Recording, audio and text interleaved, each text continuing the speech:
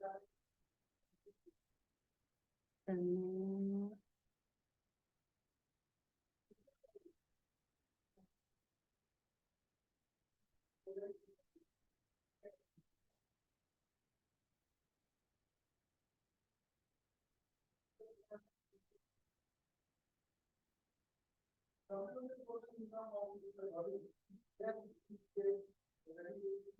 Development हो गया।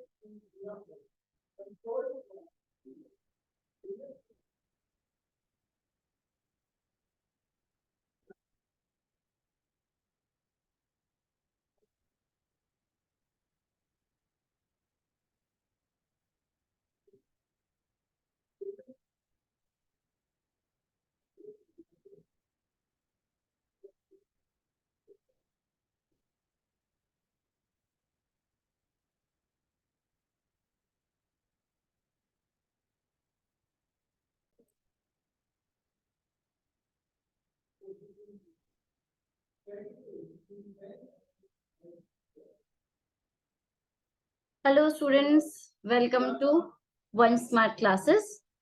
अभी हमने प्रीवियस सेशन में ट्रेनिंग के बारे में देखा था, ट्रेनिंग के मेथड्स देखे थे। ठीक है, हमने इससे पहले क्या देखा था, हमारा जब लास्ट टू लास्ट में हमने क्या देखा था, सिलेक्शन प्रोसेस देखा था, एप्लीकेशन ब्लैंक, प्रिलिमिनरी इंटरव्यू। इसके साथ हमने देखा था कि जो कैंडिडेट्स हैं उनको हमने सिलेक्ट तो कर लिया, अब उसके बाद हमको ट्रेनिंग देनी। तो ट्रेनिंग देने के भी हमने दो तरीके देखे थे, इंटरनल और एक्सटर्नल, जो हमने पहले देखा हुआ है। और उसके बाद हमने मेथड्स भी देखे थे, ऑन द जॉब ट्रेनिंग और ऑफ द जॉब ट्रेनिंग। ठीक है, ऑन द जॉब ट्रेनिंग में हमने क्या देखा, ऑन द जॉब ट्रेनिंग को हम फिर से रिवाइज करते हुए चलेंगे आगे।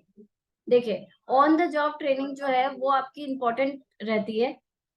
ठीक है, क्यों रहती है? क्योंकि उस हिसाब से कि आपके जो आपको काम करते करते मतलब ट्रेन होना है। ठीक है, आपको लर्न करना है वाइल ट्रेनिंग। तो यहाँ पर क्या होता है, आपकी ट्रेनिंग भी चलती जाती है और जॉब भी चलती जाती है। ठीक है, इसके हमने कुछ एग्जांपल्स देखे थे, coaching, apprenticeship training, job rotation. एक एक को हमने डिफाइन किया था कि क्या इसका मतलब होता है। उसके बाद हमने एक फीचर इसमें और इम्पोर्टेंट देखा था कि यहाँ ऑन द जॉब ट्रेनिंग जो है वो सुपीरियर या सुपरवाइजर तो देता ही है, पर यहाँ पर एक नोटेबल फीचर क्या है कि यहाँ पर आर्टिफिशियल लोकेशन नहीं होती। क्या बोला मैंने कहा कि आर्टिफिशियल लोकेशन नहीं होती। ठीक है, तो यहाँ पर आपको जो जैसा आप वर्किंग एटमोसफियर, जो आप जिसमें आप काम करेंगे, वैसा का वैसा आपको ट्रेनिंग में भी एटमोसफियर मिलता है। इसके हमने मेरिट्स भी देखे थे, डीमेरिट्स भी देखे थे कि बहुत बार होता है कि आप बर्डन नहीं ले पाते, एक साथ आपको ट्रेन भी होना है, एक साथ आपको काम काम और ट्रेनिंग दोनों साथ में करनी है, तो बहुत ज्यादा स्ट्रेस का काम हो जाता है। बहुत बार ऐसा होता है कि जो एम्प्लॉयज है उनको आपने अगर दे आर वेरी न्यू और आपने उनको अच्छी मशीन्स दे दी, तो हो सकता है वो मशीन्स डैमेज हो जाएं और कॉस्ट कंपनी को बेयर करना पड़े। तो ये सब हमने देख लिया था। ऑफ द जॉब ट्रेनिंग में हमने क्या देखा था कि ऑफ द जॉब ट्रेनिंग हमेशा एक्चुअल वर्क सेटिंग से अलग ली जाती। On the job of the job training actual work setting से अलग ली जाती है। कुछ उसके पॉपुलर मेथड्स कौन से थे? लेक्चर्स इन क्लासरूम, मतलब कि जिस तरह से मैं अभी आपको ले रही हूँ, अभी आपको पढ़ा रही हूँ, तो ये एटमोसफेयर कैसा है कि यहाँ पर आपको पहले जो होंगे, पहले जो भी हम आपको पढ़ा तो रहे हैं, पर आपका जो वर्किंग एटमोसफियर है वो अलग रहेगा। आप सीएमए में जॉब करेंगे, सीएमए में जाके आप कंपनी में जॉब करेंगे, तो वहां पर अलग ही आपको एटमोसफियर मिलेगा। वर्किंग एटमोसफियर अलग है, एक्चुअल वर्क सेटिंग अलग है ना। तो यहाँ पे हमने इसके कुछ एग्जाम्पल्स भी देखे थे, lectures and classroom instructions, conference method, group discussions, role playing, ये सब हमने देखा था। ठीक है, इसके मेरिट्स भी देखे थे। मेरिट्स क्या देखे थे कि भाई इस तरह की ट्रेनिंग में क्या होता है कि आपको ये फायदा होता है कि आपका बर्डन कम हो जाता है, क्योंकि आपको काम अलग करना है और आपको लर्न अलग, मतलब ऑन द जॉब करते करते नहीं करना है, साथ में आपको रिलैक्स एनवायरनमेंट में आप आराम से बिना प्रेशर के काम कर सकते हैं और नए ट्रेंड्स और स्किल्स सीख सकते हैं। ठीक है, इसमें हमने ये भी देखा था कि यहाँ कंपनी को एडेड कॉस्ट नहीं लगती है, क्योंकि यहाँ पर वो कंपनी जिसको भी हायर कर रही है वो चीज एडिशनल स्पेस या एडिशनल इक्विपमेंट प्रोवाइड करते हैं। एक्सटर्नल तरीके से एक्सटर्नल को हम बुलाते हैं और वो काम करवाते हैं। तो हाँ, कंपनी को कॉस्ट तो बेयर करना पड़ता है, as sense in the sense कि उस बंदे को आपको पेमेंट तो देना ही पड़ेगा, जिसको भी आपने एक्सटर्नल को बुलाया है, ट्रेनर को। बट जो वो चीजें या मटेरियल साथ में लाते हैं उसका कॉस्ट कंपनी को बेयर नहीं करना पड़ता, वो उस बंदे का ही काम है। तो यहाँ पर इस तरीके से क्या है, कंपनी को भी फायदा है और ट्रेनिंग्स को भी फायदा है। फिर हमने देखा था, हमारा नेक्स्ट टॉपिक था प्लेसमेंट, ओरिएंटेशन एंड इंडक्शन। मैंने आपको बताया था प्लेसमेंट का मतलब होता है रैंक असाइन करना, पोस्ट असाइन करना, और रिस्पॉन्सिबिलिटी और रिपोर्टिंग रिलेशनशिप्स डिफाइन करना। फिर से बता रही हूँ मैं आपको, रैंक असाइन करना, रैंक असाइन करते हैं हम, पोस्ट असाइन करते हैं, बंदे को आपने कैंडिडेट को चूज किया है, तो यहाँ पर आप उसको नई जॉब के साथ क्या करेंगे, उसको रैंक देंगे, रिस्पॉन्सिबिलिटी देंगे, आप उसको किसको रिपोर्ट करना है वो भी देंगे। फिर हमने देखा था ओरिएंटेशन और इंडक्शन क्या होता है। ओरिएंटेशन और इंडक्शन एक ही बात है। यहाँ पर हम ओरिएंटेशन की बात कर रहे हैं तो क्या होता है कि आप इंट्रोड्यूस कर रहे हो बंदे को ऑर्गेनाइजेशन के साथ, और ऑर्गेनाइजेशन जो है वो उससे इंट्रोड्यूस होता है। दोनों का एक तरह से फॉर्मल इंट्रोडक्शन होता है एक दूसरे के साथ। हम कंपनी में ये बताते हैं कि भाई इस तरीके से हमारे अभी तक इतना टाइम हो गया कंपनी को इस फील्ड में आए। फिर हम ये बताते हैं कि भाई हमारे प्रेजेंट प्रोजेक्ट्स कौन से चल रहे हैं, फ्यूचर में क्या चलेंगे, हमारी जॉब रिक्वायरमेंट्स लेके क्या है। तो वो सब चीजें जब हम इससे फॉर्मल तरीके से बताते हैं तो वो हो जाता है ओरिएंटेशन या इंडक्शन। ठीक है, लीडिंग में मैंने आपको बताया था मोटिवेट करना, इन्फ्लुएंस करना या इफेक्टिव ग्रुप्स बनाना, ये सब हमने देखा था।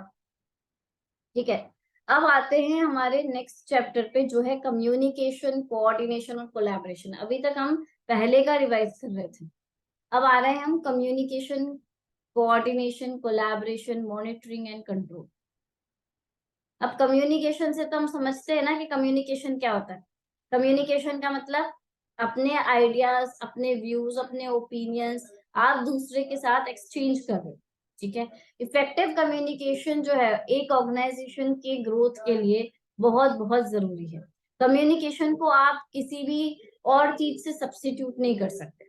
ठीक है, तो कम्युनिकेशन का एक पूरा प्रोसेस होता है, इसी पे आपको क्वेश्चंस आते हैं एग्जाम्स में। तो देखिए, सबसे पहले हम देखते हैं कम्युनिकेशन प्रोसेस में क्या आ रहा है, द कम्युनिकेटर और द सेंडर। ऑब्वियसली जिसको मैसेज भेजना है वही मैसेज की शुरुआत करेगा, कम्युनिकेशन प्रोसेस की शुरुआत करेगा। जैसे मुझे आपको पढ़ाना है तो मैंने कम्युनिकेशन प्रोसेस की स्टार्टिंग करी, तो मैं कम्युनिकेटर हूँ, मैं सेंडर। ठीक है, तो कम्युनिकेशन जो प्रोसेस है वो ऑर्गेनाइजेशन में भी क्या है, managers, non managers, public, customers, कोई भी है जो स्टार्ट कर सकते हैं। ठीक है, कम्युनिकेशन जो है ये आपके दूसरे फेज से जाता है, वो है एनकोडिंग। क्या बोलते हैं उसको? एनकोडिंग।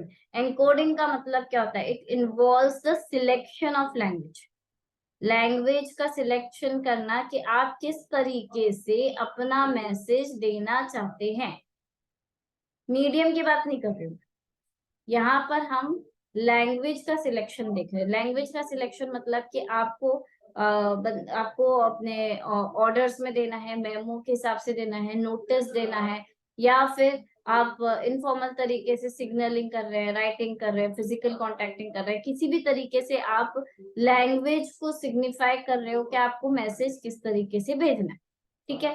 थर्ड आता है आपका मैसेज। तो ऑब्वियसली मैसेज क्या होता है, मैसेज मतलब जो मैसेज देना है। तो एक ही चीज आती है इसमें कि मैसेज क्या होना चाहिए, क्लियर और अनएम्बिगुअस होना चाहिए, ठीक है। आप जो लिखना चाहते हैं, जो बताना चाहते हैं, जो मैसेज ट्रांसमिट करना चाहते हैं, it should be clear and well defined.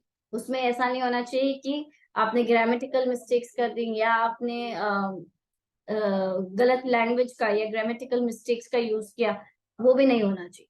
Next है आपका मीडियम। अब आते हैं मीडियम पे। मीडियम पे क्या बोला उसने, मीडियम में बोला कि यहाँ पर मैसेज कैरी कैसे करेंगे। जैसे हमने ये तो सोच लिया कि हमको बोल के करना है, तो बोल के करना है तो आप किस तरीके से बोल के करेंगे, आपको कॉन्फ्रेंस करनी है, ग्रुप डिस्कशंस करना है, किस तरीके से करना है, ग्रुप मीटिंग्स करनी है, ये है। अगर आपने सोचा है कि मेरे को फिजिकल कॉन्टेक्टिंग करनी है या मेरे को हैंडशेक करना है, तो वो भी आप मीडियम चूज करोगे कि किस तरीके से करना है। फेस टू फेस कम्युनिकेशन अगर आप करना चाहते हो तो कैसे करोगे, मेमोरेंडम्स का यूज कर रहे हो, कंप्यूटर्स का यूज कर रहे हो, तो वो है आपके मीडियम्स।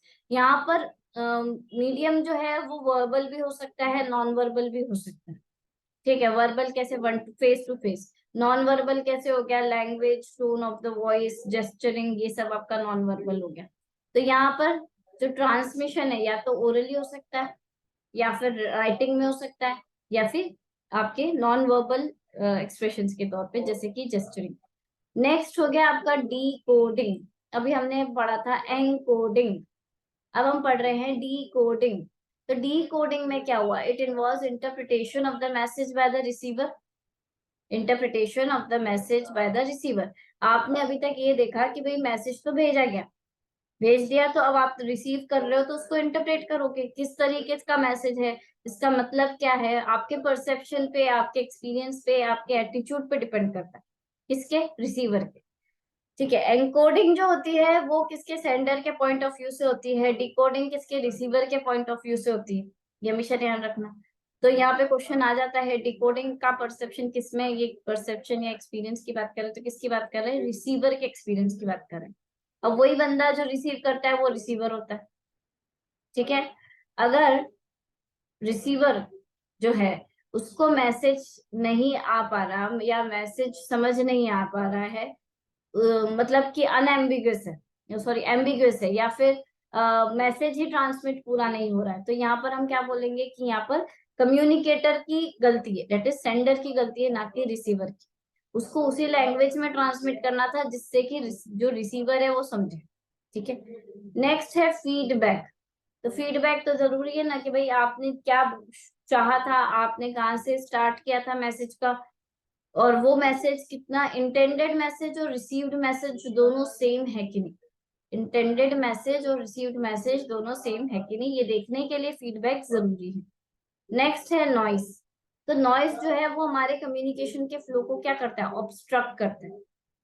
ऑब्स्ट्रक्ट करता है मतलब कि भाई आप जैसे अगर हम फोन टू फोन बात कर रहे हैं ना, अब या तो ट्रेन्स का आ गया, ट्रेन्स की वॉइस आ गई, या और कोई वॉइस आ गई, थंडरिंग हो गई, या फिर कनेक्शन कट गया, ये सब चीजें क्या होती है, ये नॉइस होती हैं, जो पुअर नेटवर्क के कारण, पुअर कनेक्शन के कारण हम रिसीवर तक वो बात नहीं पहुंचाना चाहते, जो पहुंचा पाते जो कि पहुंचानी चाहिए थी। तो वो हो जाता है कि कई बार ऐसी नॉइस या ऑब्स्ट्रकल से जो आपका इंटेंडेड मैसेज है वो डिस्टॉर्ट हो जाता है, ठीक है। तो हमने ये पूरा प्रोसेस देखा कम्युनिकेशन, ठीक है। नेक्स्ट हम आते हैं टाइप्स ऑफ ऑर्गेनाइजेशनल कम्युनिकेशन। अब आपको भी पता है कि ऑर्गेनाइजेशन में कम्युनिकेशन कैसे हो सकता है, फॉर्मल एंड इनफॉर्मल हो सकता है पहला। तो फॉर्मल मतलब कि क्या, आपने मेमोज बना दिए, आपने ऑर्डर दे दिया, आपने नोटिस जारी कर दिया, तो वो हो गया फॉर्मल कम्युनिकेशन। इनफॉर्मल कम्युनिकेशन क्या होता है, पर्सनल या ग्रुप इंटरेस्ट को कैटर करता है, जहां पर आप क्या करते हो, अपने पियर्स के साथ, अपने कलीग्स के साथ बैठे हो और इनफॉर्मल कम्युनिकेशन कर रहे हो, तो वो आपका इनफॉर्मल हो गया। Downward, upward and horizontal communication. Downward मतलब टॉप टू बॉटम आ गया अगर, तो वो आपका कम्युनिकेशन कैसा हो गया, जब टॉप लेवल है वो एक वन वे डायरेक्शन से आपको कम्युनिकेट कर रहा है, तो वो डाउनवर्ड कम्युनिकेशन। अपवर्ड कम्युनिकेशन मतलब लोअर लेवल टॉप लेवल से बात कर रहा है, वो है अपवर्ड कम्युनिकेशन। नेक्स्ट आया हॉरिजॉन्टल कम्युनिकेशन। तो हॉरिजॉन्टल कैसे होगा, जब एक डिपार्टमेंट का मैनेजर दूसरे डिपार्टमेंट के मैनेजर से बात कर रहे हैं, वो क्या हो जाता है, हॉरिजॉन्टल कम्युनिकेशन। से परचेज डिपार्टमेंट वाला सेल्स डिपार्टमेंट में बात कर रहा है, तो क्या हो गया, हॉरिजॉन्टल कम्युनिकेशन। थर्ड है आपका verbal and return communication. Verbal मतलब बोल के आप कम्युनिकेट कर रहे हो, ठीक है, ग्रुप डिस्कशंस कर रहे हो, फेस टू फेस टॉक्स कर रहे हो, ग्रिप वाइन कर रहे हैं। ग्रिप वाइन आपको पता है क्या होता है, ग्रेप वाइन मैनेजमेंट का बहुत मतलब फेमस टर्म है। उसमें क्या होता है, ग्रेप वाइन मतलब चुगली करना, या आप बोल सकते हैं गॉसिप करना, वो होता है ग्रेप वाइन। ये एक इन डायरेक्ट या इनफॉर्मल तरीका है जो मैसेज जो है ट्रांसमिट करता है ऑर्गेनाइजेशन में। ठीक है, हो सकता है वो कितना सही है कितना फेक है ये नहीं पता, but then to formal group discussions में भी कभी कभी ग्रेप वाइन भी आता है। On the other hand return communication क्या है, आप ऑर्डर्स दे रहे हो, इंस्ट्रक्शंस दे रहे हो, रिपोर्ट्स बना रहे हो, तो ये सब आपके क्या होगा, रिटर्न कम्युनिकेशन। पर रिटर्न कम्युनिकेशन में एविडेंस का रिकॉर्ड होना जरूरी है। रिटर्न कम्युनिकेशन में एविडेंस का रिकॉर्ड होना जरूरी है, तभी रिटर्न कम्युनिकेशन तभी इफेक्टिव होता है कि आपने उसको एविडेंस के तौर पे रखा है। नेक्स्ट आता है हमारा barriers to communication. Barriers to communication.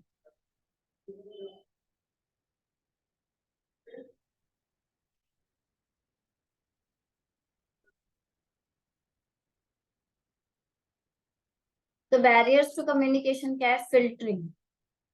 Filtering सबसे पहले। बैरियर कौन कौन से हो सकते हैं, देखिए, अगर इंफॉर्मेशन इस तरह की है, ये सेंडर करता है नॉर्मली। फिल्टरिंग कौन करता है, सेंडर करता है। ठीक है, तो ये ऐसी होती चीज जो कि कहाँ की जाती, किसके द्वारा की जाती है, सेंडर के द्वारा। किसको करने के लिए, मिसलीड करने के लिए रिसीवर, मिसलीड करने के लिए। ठीक है, अब मान लीजिए आपका जो सेंडर है उसने क्या किया कि डेलिबरेटली उसने कुछ आधी बात बताई और आधी छुपा दी। ठीक है, अब उसने क्या किया, ग्रुप मीटिंग्स में बुलाया और एम्प्लॉयज को, अपने सबऑर्डिनेट्स को बोला कि अगर आपने ये प्रोजेक्ट अच्छे से कर लिया तो प्रमोशन पक्का है, इस तरीके से उसने बोला। अब उसने ये नहीं बोला कि सबका प्रमोशन या सिर्फ उसी का प्रमोशन, और अल्टीमेटली क्या हुआ, सिर्फ उसी का प्रमोशन।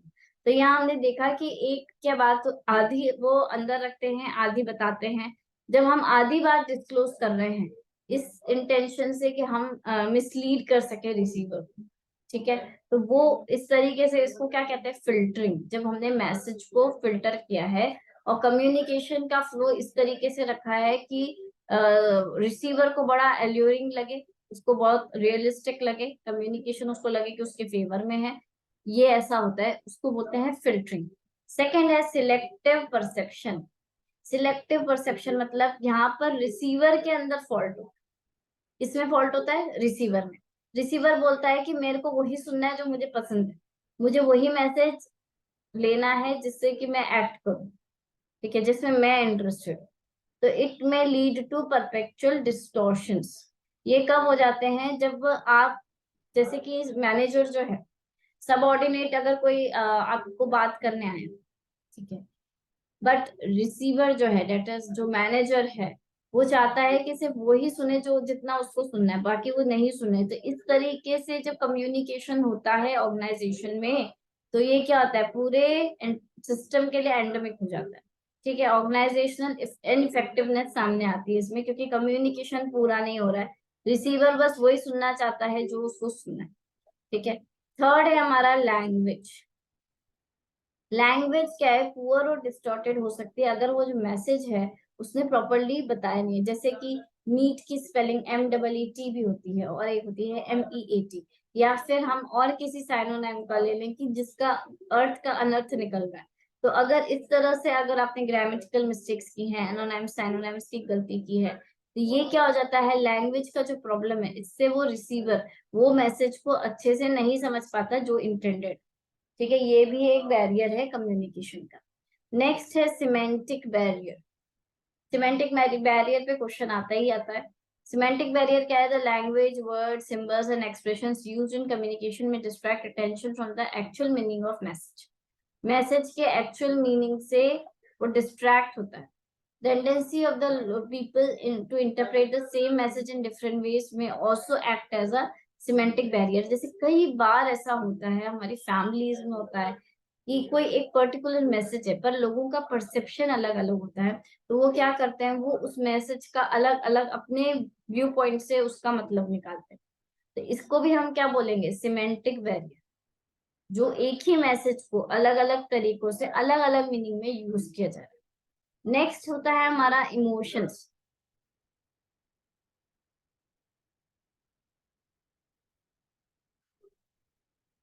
इमोशंस, तो इमोशंस में हम सेंडर और रिसीवर दोनों की बात कर रहे हैं कि इमोशंस क्या दोनों के आ सकते हैं सामने। जो मैसेज है वो उससे क्या हो सकता है, अगर मैसेज जो मैसेंजर है दैट इज जो सेंडर है, अगर वो बहुत खुश है या वो सैड है या डिप्रेस है या एग्रेसिव है, तो उसका मैसेज का फ्लो अलग रहेगा, इमोशंस के साथ मिक्स होके आता है मैसेज। ठीक है। और लाइकली रिसीवर भी जो है वो अपने एंड पे उसको कैसा लेता है, किस माइंडसेट से लेता है, ये भी एक तरह से देखने की चीज। ठीक है। नेक्स्ट है इंफॉर्मेशन ओवरलोड। इंफॉर्मेशन ओवरलोड का मतलब क्या है कि इंफॉर्मेशन बहुत ज्यादा, अगर एम्प्लॉयज को ऐसा लगता है कि पहले इतना काम है, काम के बीच में हमारी मीटिंग्स हो रही हैं और हमें बताया जा रहा है कि इतना इतना काम है, इस वर्कलोड इस वर्क प्रेशर के बाद क्या हो जाता है कि कुछ चीजें आप भूल जाते हैं और जो इम्पोर्टेंट थी वो भूल जाते हैं और आपके माइंड से स्लिप हो जाता है, वो होता है इंफॉर्मेशन ओवरलोड। जैसे फिर बोला जाता है ना कि आपसे ये कहा गया था तो आपने क्यों नहीं किया, तो इतने काम के बीच में क्या हुआ, वो स्लिप हो गया। Non verbal cues, non verbal cues का मतलब क्या हुआ,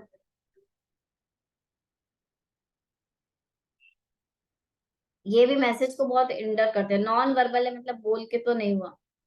नॉन वर्बल क्यूज में मतलब क्या हुआ, यहाँ पर जो रिसीवर है उसका ध्यान कहीं और है। मान लीजिए कि वो अपने मैसेज को जब रिसीव कर रहा है उसके साथ उसके दिमाग में कुछ और बातें चल रही हैं। ये भी नॉन वर्बल क्यूज हैं जो कि मैसेज को इफेक्टिवली ट्रांसमिट नहीं कर पाते जिस तरीके से करना था।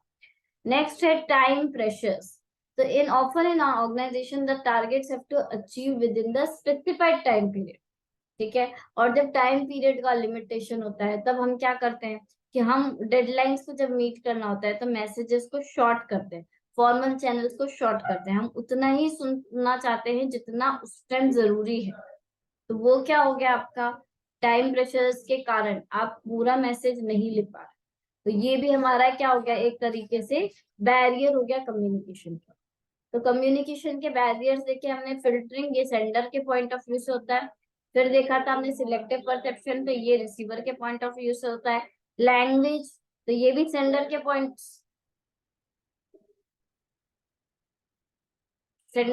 से हुआ है। नेक्स्ट है सिमेंटिक बैरियर। तो सिमेंटिक बैरियर भी सेंडर के पॉइंट से हुआ है जब उसने ग्रामेटिकल मिस्टेक्स कर दी हैं, सिंबल्स या एक्सप्रेशंस जो है वो लैंग्वेज जो यूज की है वो मैसेज के एक्चुअल मीनिंग से अलग है। नेक्स्ट इमोशंस, तो दोनों के इमोशंस आ सकते हैं मैसेज के अंदर। इंफॉर्मेशन ओवरलोड, इसके अंदर भी क्या हो जाता है कि ये डेलिबरेटली नहीं होता है, बट क्या हुआ कि टाइम प्रेशर्स के कारण या फिर बहुत ज्यादा बिजी होने के कारण हम इंपॉर्टेंट चीजें भूल गए। तो ये इस तरीके से ही हमने पूरे बैरियर्स जो हैं ये कंप्लीट किए।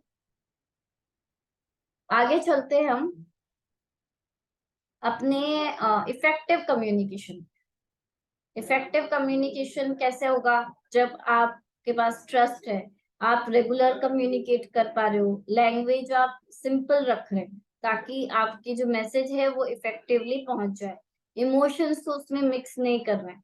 जैसे अभी मैं आपको पढ़ा रही हूँ तो अभी जो मेरे दिमाग में चल रहा है या मेरे माइंड में जो भी चीजें चल रही हैं, क्या मैं उसको आपके साथ ट्रांसमिट कर रही हूँ मैसेज के साथ, तो वो भी एक की तरह से वो नहीं होना चाहिए। तो वो क्या हो जाता है, इमोशंस को अपने साथ मैसेज में मिक्स नहीं करना। ठीक है। नॉन वर्बल क्यूज को देखना, ये सारी चीजें क्या होती है, इफेक्टिव कम्युनिकेशन के लिए होती है। नेक्स्ट है कोऑर्डिनेशन। क्या आया, कोऑर्डिनेशन। कोऑर्डिनेशन मतलब हमें पता ही है, कोऑर्डिनेट करना। तो आपने एक चीज देखी होगी, तो कोऑर्डिनेशन जो है एक सेपरेट फंक्शन की तरह मैनेजमेंट में नहीं है। क्यों नहीं है, क्योंकि ये सारे फंक्शंस में निहित है, इनहेरेंट है, ठीक है। ये इक्वली इंपॉर्टेंट है, प्लानिंग से लेके हमारे स्टाफिंग तक, कंट्रोलिंग तक, जितना भी हमारे फेजेस हैं उन सब में कोऑर्डिनेशन जो है वो बहुत बहुत जरूरी है। ये एक इनहेरेंट प्रोसेस है, कॉन्शियस एफर्ट है, जिससे क्या होता है कि आप अपने ऑर्गेनाइजेशन के फंक्शनिंग को स्मूथ करते हो और ज्यादा इफेक्टिव करते हो, ठीक है।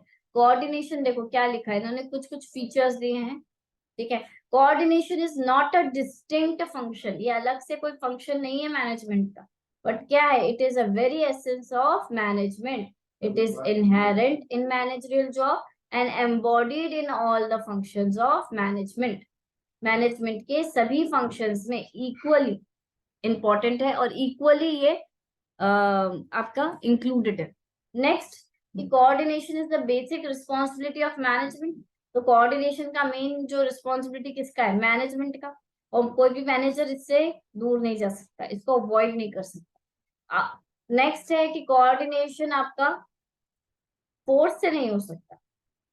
आप किसी को किसी पे कोर्सिव पावर यूज करके या आप फोर्स से आप बोल नहीं सकते कि नहीं आपको कोऑर्डिनेशन करना है। It is a result of conscious and concerted effort, ठीक है। अब ये मैनेजमेंट जो है वो मैनेजमेंट को या फिर मैनेजर को कंटिन्यूअसली इस चीज पे ट्राई करना होता है कि उसके जो सारे एलिमेंट्स है सब सबऑर्डिनेट से सब कोऑर्डिनेटेड वे में काम करें, ठीक है। The heart of coordination is the unity of purpose. मतलब सबको एक पता है कि सबका एक टाइम है ना, अभी सबके टाइम के हिसाब से मैनर आपको फिक्स करना है।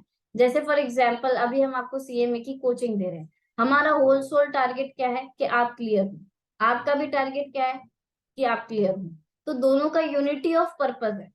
तो अगर मैंने आपको बताया है कि मेरे को अगर आपको टेस्ट लेना है, मेरे को मॉक टेस्ट लेने हैं, आपको इतना होमवर्क मैं दे रही हूँ, ये आपको करके आना है, तो ये हमारे एफर्ट्स क्या कोऑर्डिनेट होने चाहिए ना। आप भी उतना करके आएंगे तभी कोऑर्डिनेशन पॉसिबल है। तो कोऑर्डिनेशन क्या होता है, इससे आपका यूनिटी ऑफ पर्पस अगर फिक्स है तो आपका कोऑर्डिनेशन जो है वो लेवल अलग हो जाता है। Coordination is a continuous and ongoing process, obviously continuous और ऑनगोइंग है। एक ऑर्गेनाइजेशन की बात करें तो ऐसा नहीं है ना कि सिर्फ स्टार्टिंग में या फिर इमरजेंसी में ही आप बात कर रहे हैं, कोऑर्डिनेट कर रहे हैं, ठीक है। आपको क्या करना है, ये हमेशा ये ऑनगोइंग प्रोसेस है और आपको अपने सारे ग्रुप्स को साथ में लेकर चलना पड़ता है। नेक्स्ट पॉइंट इसी तरीके का आ रहा है कि जो कोऑर्डिनेशन है ये ग्रुप एफर्ट्स में रिक्वायर्ड है। ऑब्वियसली कि अगर इंडिविजुअल की बात करें तो इंडिविजुअल को क्या अपने आप को ही थोड़ी कोऑर्डिनेट करने को बोला है, कोऑर्डिनेट उसको किसके साथ करना है, दूसरे लोगों के एक्शंस और थॉट प्रोसेस के साथ कोऑर्डिनेट करना है, ठीक है। नेक्स्ट है coordination is a system concept in the sense that it regards an organisation a sense system of cooperative efforts. एक ही बात उसने फिर से वही बोली है कि हमें कोऑर्डिनेशन कैसे करना चाहिए, ऑनगोइंग और कंटिन्यूस तरीके से और कॉन्शियस तरीके से। नेक्स्ट हमारा आता है प्रिंसिपल्स ऑफ कोऑर्डिनेशन, ठीक है। अब इसके प्रिंसिपल्स क्या हैं, देखिए आपको इसमें क्या होगा कि जो क्वेश्चन आते हैं वो कैसे आते हैं, जैसे इन्होंने 6 प्रिंसिपल्स दिए हैं, इसमें से 3 प्रिंसिपल्स वो यहाँ के ही देंगे और 4th प्रिंसिपल और कहीं का दे देंगे। फिर बोलेंगे कि जो आपका कोऑर्डिनेशन है उसका प्रिंसिपल कौन सा नहीं है, इनमें से कौन सा नहीं है। तो इस तरीके से क्वेश्चन आएंगे, तो आपको ये जो इनका बेसिक ये जो बोल्ड लेटर्स में इन्होंने दिए हैं वो आपको याद होने चाहिए। Principle of early stage, early stage मतलब जो कोऑर्डिनेशन है right from the starting start होता है ना। आपको कोऑर्डिनेशन जो है वो लास्ट तक करना पड़ता है, शुरू से स्टार्ट करके लास्ट तक होता है, मतलब प्लानिंग स्टेज से लेके जब तक आप कंट्रोलिंग और फीडबैक नहीं ले लेते तब तक आपका कोऑर्डिनेशन चलता रहता है। नेक्स्ट है प्रिंसिपल ऑफ कंटिन्यूटी। तो अब जब हमारा ऑर्गेनाइजेशन भी ऑन गोइंग कंसर्न होता है तो उसमें ये जो सारी चीजें हैं ये भी क्या होती है, कंटिन्यूस बेसिस पे होती है। ये वन टाइम एक्टिविटी नहीं होता है जो आपने कर दिया और फिनिश हो गया। नेक्स्ट है प्रिंसिपल ऑफ डायरेक्ट कॉन्टैक्ट।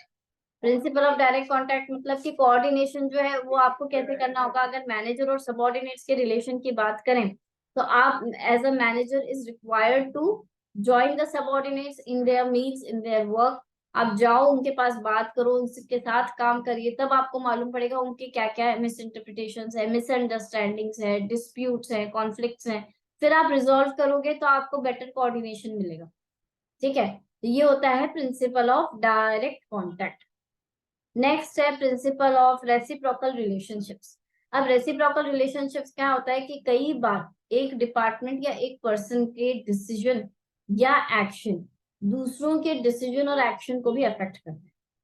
कई बार एक डिपार्टमेंट के या एक इंडिविजुअल का एक्शन या डिसीजन दूसरों के भी डिसीजंस को अफेक्ट करता है। तो हमें ये देखते हुए करना चाहिए कि हमारा डिसीजन या हमारा एक्शन किसी और को परेशान ना करे, किसी और को प्रॉब्लम में न डाले। तो ये होता है प्रिंसिपल ऑफ रेसिप्रोकल रिलेशंस। ठीक है। प्रिंसिपल ऑफ इफेक्टिव कम्युनिकेशन, तो ये तो बहुत ही जरूरी है। ये हमने देखा कि मैनेजर्स और सबऑर्डिनेट्स में कम्युनिकेशन आउटमोस्ट जरूरी है। ठीक है। अब क्योंकि कम्युनिकेशन होगा तभी चीजें क्लैरिटी में होंगी, एम्बिगुअस नहीं होंगी। ठीक है। और हम जब इफेक्टिवली अपने मैसेज को पहुंचा पाएंगे तभी हम कलेक्टिवली गोल को भी अचीव कर पाएंगे। तो इसी तरह यहाँ पर हमारा प्रिंसिपल्स ऑफ कोऑर्डिनेशन जो है वो फिनिश होता है। Early stage, continuity, direct contact, reciprocal relationships. ठीक है। ये इस तरीके से अब हमने कोऑर्डिनेशन जो है वो खत्म किया। नेक्स्ट क्लास में हम कोलैबोरेशन से स्टार्ट करेंगे। ये आपका नया टॉपिक इंक्लूड हुआ है कोलैबोरेशन। तो इसमें से पूछने के चांसेस हैं इनके कि इस बार पूछ सकते हैं।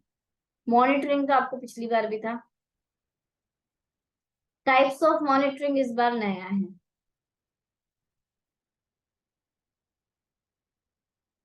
ठीक है।